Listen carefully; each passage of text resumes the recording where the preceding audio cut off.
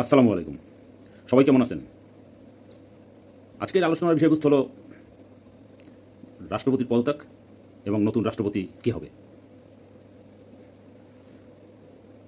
গতকালকে 22তম রাষ্ট্রপতি শাহাবুদ্দিন চুপ্পু সাহেব পদত্যাগ করেছেন।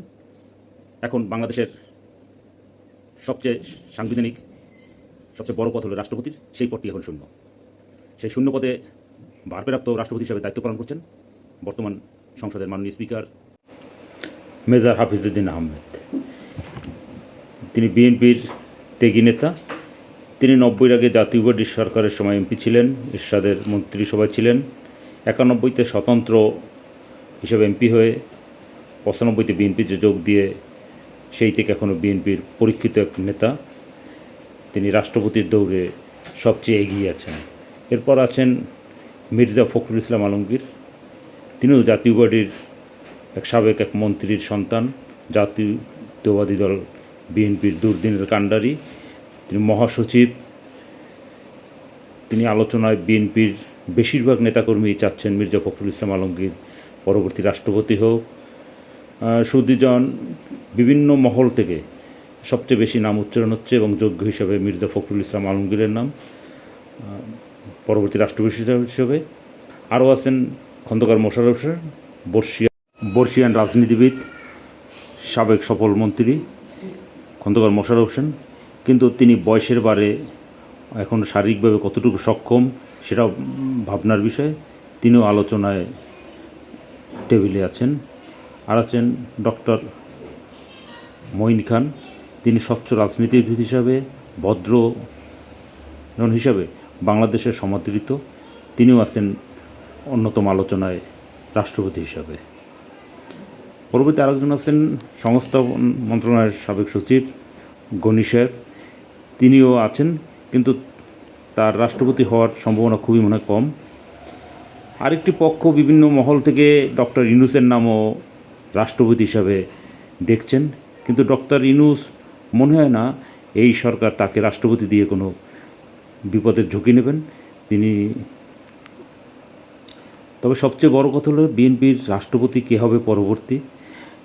বিএনপির বিভিন্ন মহল থেকে বিএনপির স্থায়ী কমিটির সিদ্ধান্ত হবে জানিয়েছেন, কিন্তু আসলে আমার মনে হয় তারেক জিয়ার যে সিদ্ধান্ত, তার যে আস্থাভাজন, তিনিই হবেন পরবর্তী রাষ্ট্রপতি এবং তিনি যাকে বলবেন তিনি হবেন পরবর্তী রাষ্ট্রপতি। এখন দেখার বিষয় জনাব তারেক জিয়ার আস্থাভাজন কে।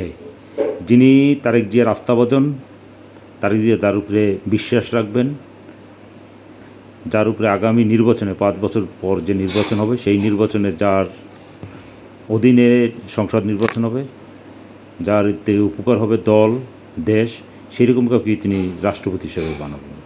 আর জনাব শাহাবুদ্দিন চুপ্পু, তিনি শারীরিক অসুস্থতার কারণে পদত্যাগ করেছেন।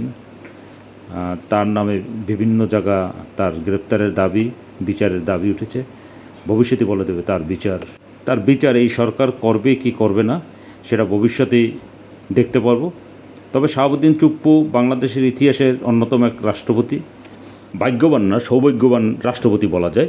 কারণ 24 সালে আওয়ামী লীগের শপথ পড়িয়েছেন জনাব চুপ্পু। জুলাই আগস্টের আন্দোলনের পর, হাসিনা পলাতকের পর ডক্টর ইউনূসের শপথ পড়িয়েছেন জনাব চুপ্পু। 26-এ বিএনপির শপথ পড়িয়েছেন জনাব চুপ্পু। আগামী রাষ্ট্রপতি কী হবেন সময় বলে দেবে।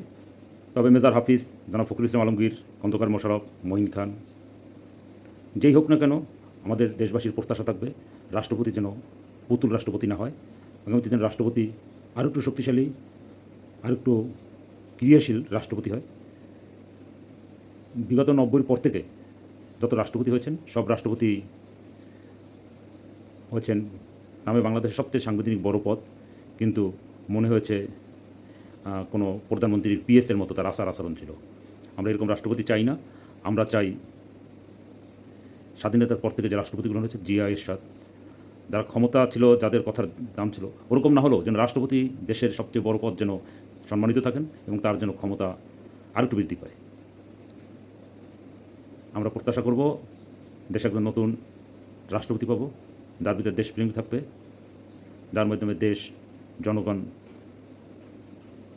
লাভবান হবে, উপকৃত হবে।